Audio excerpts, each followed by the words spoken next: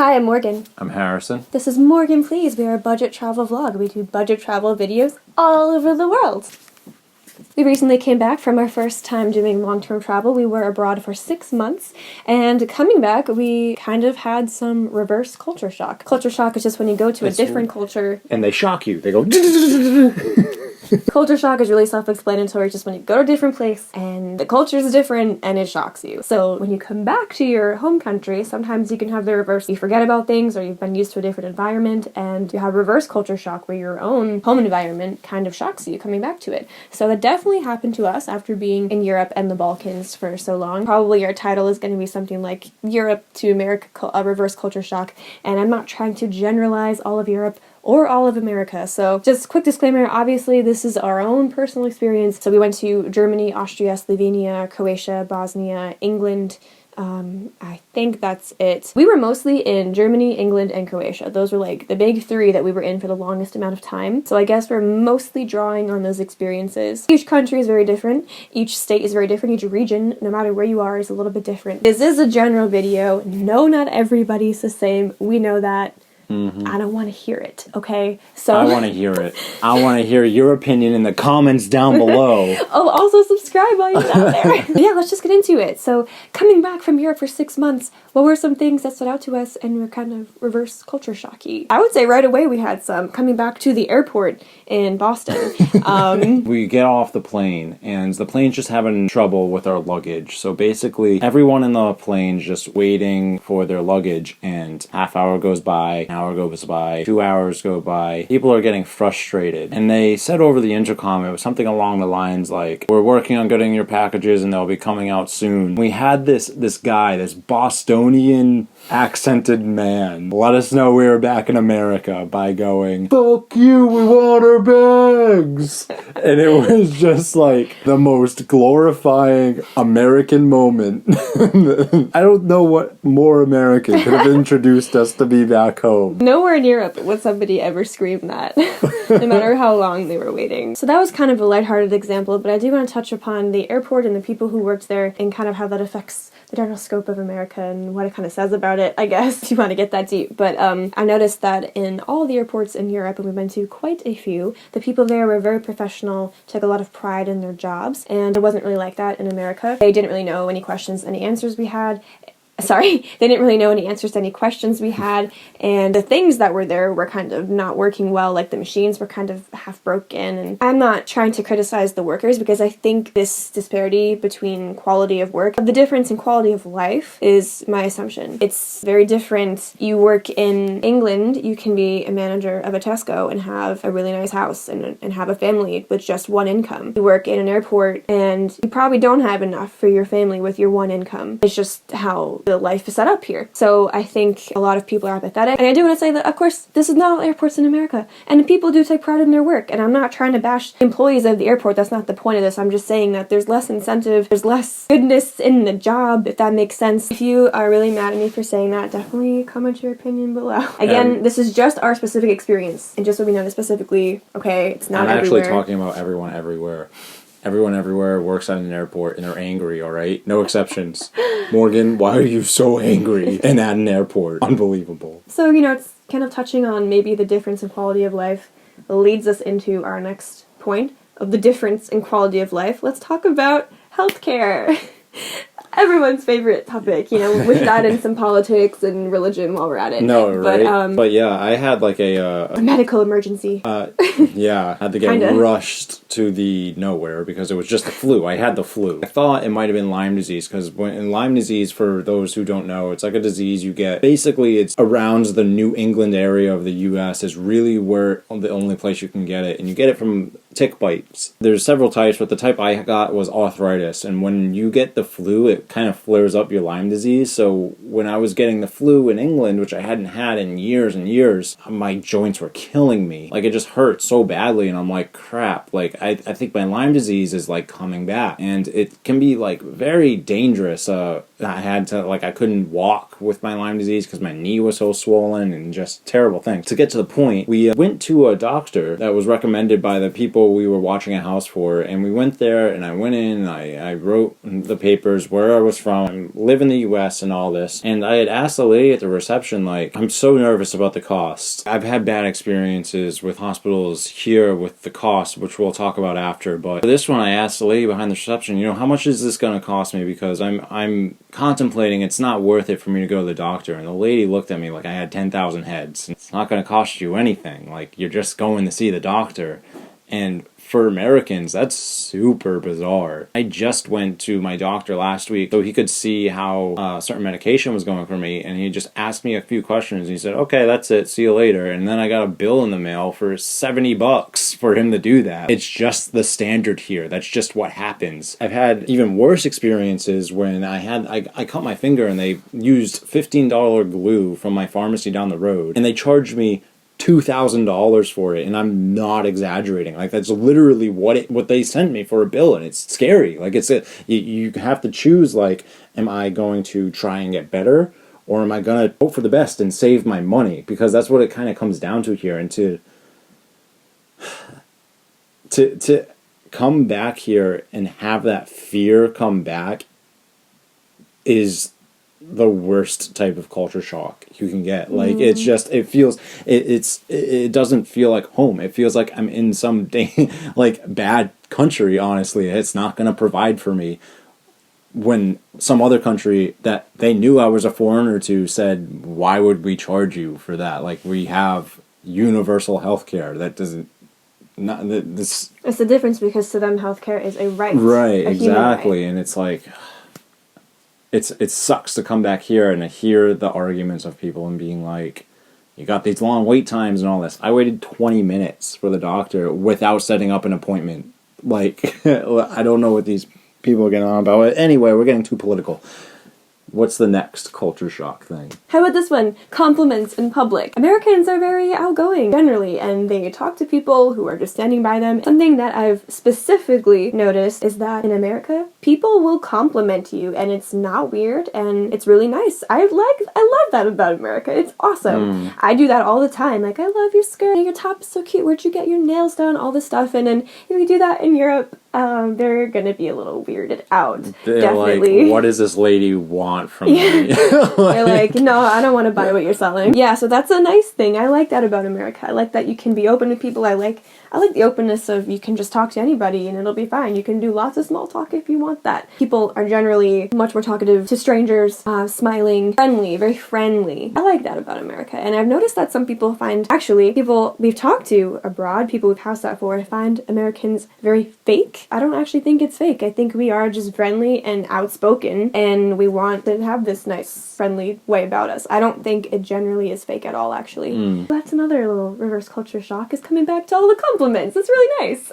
So this is a pretty obvious one, but just simply portion sizes with food. It is a task if you want to be unhealthy in Europe, generally. I know this is the obvious one. I think everyone knows it. The portions here in America are like twice or 3 times as large as in Europe. You get a pizza and it's small. Like, I remember, we like to eat, we're Americans, and we have kind of a big appetite, and I remember ordering pizza, like, you asked me to chow down. The pizza is so small, even the large. It's like, the heck, I'm trying to be unhealthy, and you're not letting me be unhealthy. You're forcing me to be healthy. You can't find a whole lot of candy or a whole lot of just junky food. They had like a American candy shop. It was all like American food, and it was like imported, and they were selling for us regular sized Oreos. It's like 3 rows of them in a thing, and they were selling them for like 13 pounds, which is something like $17 US. Where for us it's like $4 for that. It's like, holy crap. It was unique to even see that many. No, yeah, it was like, why is it so expensive? The reason it is because everywhere you went, the most Oreos you could buy was like a stack of like 9 of them, I think. I was looking for the big package because I'm like, I want to eat these and I want to have them last throughout the week for me, but it ain't happening. Yeah, it's hard to find a lot of junk food. There's also the sugar tax, which adds into this whole thing. In Europe, there is a literal tax on unhealthy food items. It's going to cost you more to be unhealthy. It's like hard to be unhealthy there. It really really is. Because of that too, they have a lot of stores that just they don't sell like the Monsters we were looking for. Like they didn't have the Monsters with sugar in them, and I usually drink those, and I'm like, I can't find them anywhere, and it's because of that tax. It's just more cost efficient for a business to sell the Monsters without sugar in it. And it's really cheap to buy something healthy, like a healthy bar or like vegetables and fruit. There's a whole different shift in outlook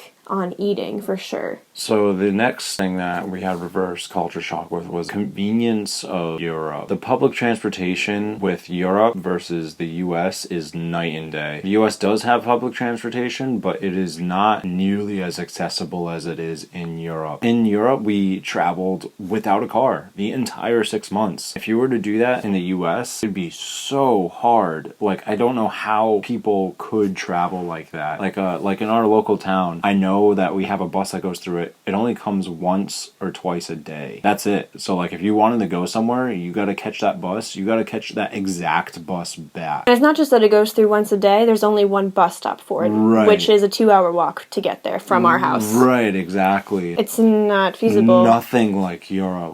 The most I think we ever had to walk for reaching public transport access was like 10 minutes, 15 minutes at most. Never would that be in the US for everywhere you go. It's just unfortunate, actually, that we don't have such a great public transport system like Europe does. It would help so many people, I think. You know, it would help so many people. If you're in an area where it's gonna, like here where we live, it would take us hours to walk to any store. So, you know, it would help people actually get a job who need it, get them out of poverty. It's not accessible. And not to say everywhere in Europe has that accessibility. Again, this is just the places that we went to had the accessibility. And we went to a bunch of towns. Not all of them were famous cities. A lot of them were, but a lot of them, because we were house sitting, were kind of random cities outside of bigger cities or random little towns. For the most part, for everywhere we went, there was always public transport and easy to access public transport. And if there wasn't buses, there was like a tram system. And it was cheap too. Public transport, it was cheap and easy. And London definitely spoiled us. London was fantastic to get around. Of course, this we're not going to say every place is like London. That's a unique, very, very good. London was the best of the best. It was so easy to get anywhere you want. Just go on the tube really quickly, really, easily you are there. And coming here, you have to have a car. And that sucks as much. It is nice to have a car, but it sucks that you have to have one. If you live in New York, then it's going to be, probably comparable to London and you'll be fine. But New York City, that is. New York City, specifically. The whole rest of the country, all the rolling plains in the middle, screwed without a car. So right. And also the other thing about accessibility is not just the transportation, but a lot of the places are built around, it's kind of smaller, the little city centers and everything, and the small towns that we stayed in. There was nowhere that we stayed that we couldn't walk to a grocery store within 10-15 minutes at the most. Here, the closest grocery store to us is again a 2-hour walk. Take us hours just to get anywhere to do anything. And even if you don't have a car, you don't want to use a bus. And everywhere that we stayed, it was really easy to access all public things. And it's just not like that in America for a lot of the places. I think the one exception to that was Luce in Slovenia. They had a grocery store. They did have a grocery. You're right. They did have a grocery store. Holy crap. Even the town that was so small, it didn't have... In the middle of nowhere, had a grocery store that we could walk to. This is a very important discrepancy. What is it with you Europeans and calling cats by going... What the hell is that? It's... Cats respond to... They don't respond to... They run away from... You're going... to get them away. Being mean to the cats and they can't tell. What? Go off. I did. Stop giving me that look. Say something else about it. No, I'm done. That's it. I don't want to talk. I'm getting frustrated, okay? Okay, we'll move on. So they call their cats in a different way in Europe. It's pretty upsetting. Don't think about it. I'm gonna cry. If I can go off on a tangent for a second, this isn't exactly a reverse culture shock. It kind of is because I was so happy to come home to it. It's kind of in the same area of thought, though. I have a very unpopular opinion, and I think now is the time to just be honest with you and to tell you. Let's talk about pizza. Everyone can agree with the opinion of pizza. How is this disagreeable? Well, I think that pizza in America is way better than pizza in Europe, including Italy. What you gonna do about it? I know it's a very unpopular opinion, but let me explain. In Europe, kind of like I was saying earlier, the pizza you get is small, even if you order a large, and it's thin crust. It's always fucking thin crust! There's no garlic crust, there's no cheesy crust, there's no thick crust, there's no deep dish. I don't like deep dish, but there's none of it. If you wanted it, it's not there. You can only get the same type of pizza no matter where you go. Thin crust, small pizza. And I'm not about that life. Sometimes I want to eat a big pizza. I want it to be very filling and gross and unhealthy. And they don't have that in Europe. It's all healthy pizza. In America, you can get all the different crusts, all the different styles, all the toppings that you want. It's thick, it's unhealthy, it's amazing, and it's just not the same in Europe. There's no variety. What is wrong with you people? I mean, think about it, right? Someone could be sitting there eating a thin crust pizza and a cat walks by and they go like a maniac. Okay, that's like actual culture shocks. What's another one? So something that people in Europe do way better than Americans as well is they just generally dress up. In the US, it's very common to be finding people walking around in PJs, walking around in some sweatpants and like a crappy ripped up hoodie. Like, it is just not weird. Here. Like, it's not weird here. And so from being in Europe and just all of these people are just beautifully dressed all the time, even when they're like just wearing a t-shirt, like the t-shirt is like fitted to, like, you know what I mean? Like, they care about their look so much. And then coming back to the US, and then we took a trip to Walmart and we're like, holy crap. Like, what is wrong with us? That was night and day. I'm guilty myself. Like, I would wear PJs and sweatpants. Used to. Haven't in a few years. It's just the culture. It's normal here. Yeah, it's just normal. And to come back to it, it was just bizarre. It's just like, oh crap. It's like, oh my god, look at that bum. Oh no, they're just a normal person. They're just not dressed up. And I do have mixed feelings about that, because on the one hand, I am someone who likes when people are real and don't put on a front. So like, you know, if you want to wear PJs, I don't actually have a problem with it. I really don't. Like, I'm not gonna judge you. Wear what you want. And I think, you know, I'm not sure it is a good thing to have to always dress up. You know what I mean? I kind of like that America relaxed vibe. Yeah, I know a lot of people don't like it. My mom hates it. She would always yell at me if I ever wore PJs out. She would literally be like, you are not leaving like that. And I get that. And you do look nicer and put together. But I do have mixed feelings. I think it's up for debate. What's better as a society, you know? Like, do you have to pay for nice clothes? Do you have to always be looking your best? Or can we just accept that people, like, look how they look and they don't have to always put on a front, you know? It's room for debate. What do you think? Should you have to dress up all the time? Do you think wearing PJs in public is fine? Let me know what you think, because I'm not sure what I think. I have mixed feelings. I think you're a bum. That's what I think. Going out in your PJs. What are you doing? But I'll go do it myself, because I want to be comfortable, alright? You would never do that. Go in my PJs? I did a lot. I used to go to school in PJs. Another specific thing that I noticed, and kind of a big cultural shift in coming back to the US, is general knowledge. And this kind of sounds bad, and a lot of Americans are very smart. I'm not trying to bash Americans, but it's true. Everywhere we went, the people knew what I was talking about. They knew what countries we had been to. They had actually heard of them, and they knew history, at least a little bit. They knew context of what I was saying. And you come back to America, nobody knows where Slovenia is, or Bosnia, or Croatia, or even Austria. They definitely couldn't point to it on a map. I remember you were talking to someone, and you had mentioned Slovenia, and they thought it was like some war-torn third world country. Oh, family. Hey guys. They were like, oh, you gotta be careful going to Slovenia. You never know. And it was like... Meanwhile, it's like the safest place in the world. Yeah, it's like this very wealthy, like... Yeah. It was funny. It was just sad, but funny. I think generally in America, there's more of a focus on American news, American politics, and there's less world news. I think that's really what it comes down to. I don't think it's that people here are dumber. It's that we're not introduced to all this information all the time. Whereas abroad, there's a lot more world news. It actually is crazy. Everywhere we went, they knew all about American politics, and they had some opinions. Here, I think the most politics people would know is probably like the royal wedding or like Brexit, and that's like the most they would know about world news. In general, like if I try to talk to people about the Bosnian War, they won't know what I'm talking about. If I try to talk to them about Croatia, they won't know where that is, for the most part. Not everybody, obviously. Just 9 out of 10 people. Yeah, they're not going to know the history about anywhere else in the world or the geography. And it was nice. It was nice Guilty. to go. I don't know any of the geography. Yeah. Harrison, you should hear the things he says. Anyway.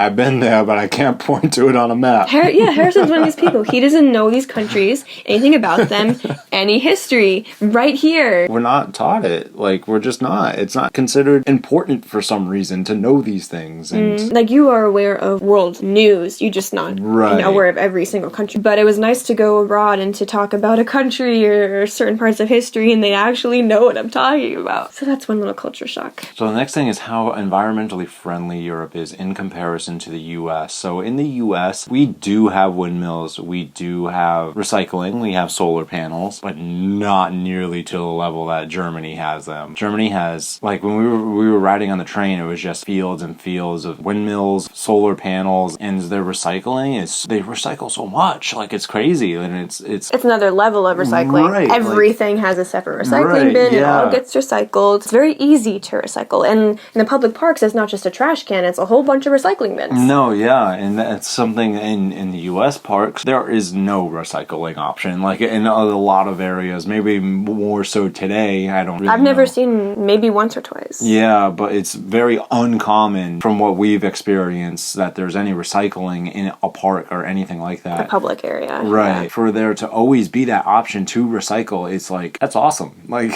yeah. To come back here and it feels like dirty almost. Like, coming back here and you're like I work in a restaurant. You don't recycle anything. We go through so many beer bottles and so many cardboard boxes, and it's none of it is recycled. It's all thrown in the same dumpster because it costs money to recycle. And it's like, nope, we're not going to do that. We're a business. And it's like, damn, like, that's so sad. Yeah. I don't know if there's incentives to recycle in Europe or not, but there must be because everyone is doing it. I'm not going to cut that out. I don't know. That was a stupid thing to say. No, I do wonder if anybody knows. Let us know in the comments. Adding on to that, there's no plastic bags at the store. They're not going to automatically bag your groceries in a plastic bag or even a paper bag. There's no bags. You are expected to bring your own. If you don't bring your own, you can buy a fabric bag, but they don't give out plastic bags. And I think that's fantastic. And we got used to carrying a bag with us for groceries. Here, I think they're starting very slowly to change that. You know what's funny is it's actually Aldi's and Trader Joe's who are which European. Are German specifically brands. German specifically That's brands. So funny. So it's like, oh, so those are the ones that are starting the march here. Yeah. Are the Germans. I remember actually people finding it weird if you bring your own bag. I remember people kind of looking at you weird if you bring your own bag to the grocery store. It's like, why? No, yeah. It's still not a thing here and really sad. It was definitely a huge culture shock coming back and like going to the store and like, oh crap, I forgot my bag. Oh wait, it doesn't matter because they're going to give us a ton of plastic bags.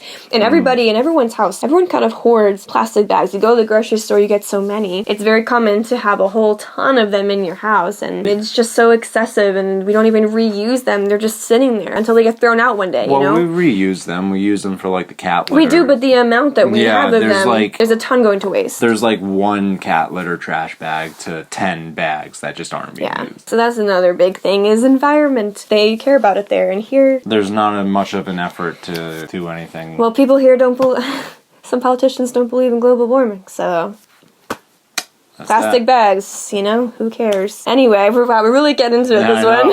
Well, we are talking about culture, I guess. If you really want to get controversial, if you really want me to spill the tea, if you really want to hate me more, it's just the truth. Everyone we met in Europe hated Trump. And here, that's not the case. So that's not a culture shock, but if we're talking about politics, it's actually one of the first things anyone would ever ask us abroad. Oh, you're American? What do you think of Trump? Yeah. It was always like, let's see what kind of person you are kind of question. Maybe you can guess what our answer was. But yeah, we literally didn't meet one person who liked Trump. I now I think about it. And here, that's not like that. No, yeah. Honestly, just like kind of the air here. Like when we traveled, it felt like the world was changing. And then we came back here and everything was the same. And it was kind of almost like a burden. Like, I don't know. Like, it was like this bizarre feeling of like nothing changed. Like, you think I've been gone from my home for 6 months. Something has to be different. And there's nothing. Like, there's really nothing different. And it's almost this shock of like, I don't want to say emptiness, but like just a weird like dark feeling of like there's nothing's. You've experienced so much and our world's changed, but our home it's all the same. Right, and it feels weird. Like, it just feels weird to be back in this place and you had experienced all these things and to not feel like you can use that experience really in this place. I don't know how to put it. It's just this weird, odd feeling. I can't explain, but... I know that you don't know this, Harrison. I'm having a weird roundabout conversation right now.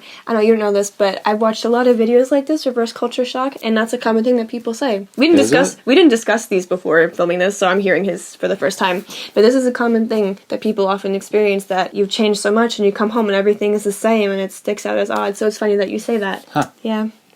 No, yeah, I'm not a YouTube watcher, but... Which is weird. Yeah, I'm a YouTuber, but I don't watch other people. Keeping on the theme of kind of emotional feelings, and not something so specific different between cultures, but just coming back from a big trip, it was depressing, I have to say. The first month or couple months, it was really like, wow, I am back here, and it kind of feels like you're back to square one. You just did this amazing thing, and all of a sudden, it's over, and you're home, and... For me, I went right back to work. I went right back to work full time, and I'm home, and I'm working, and my life is boring, and I'm not going to experience something new. I'm not going to get to film every day. Well, also, it was winter, so it was cold and gray and ugly. It didn't help anything. If you are going for a long period of time, or even if you go for a short, go for a vacation or something for a couple of days or for a week, you might even feel this too. You come home and it's like sad.